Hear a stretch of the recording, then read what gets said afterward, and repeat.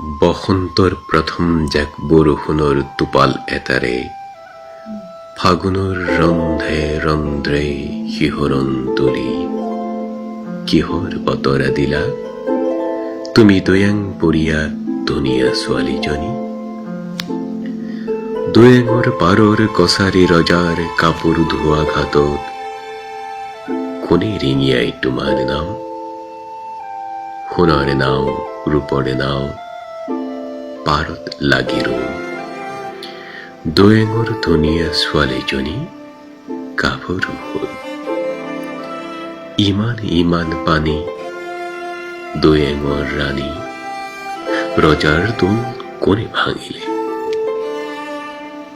দৈয়াং পৰিয়া ধুনীয়া ছোৱালীজনী তোমাৰ বুকুত বসন্তৰ চেতনা যুগান্তৰৰ তেজাল বাৰ্তা মাটি আৰু মানুহৰ বাসনা।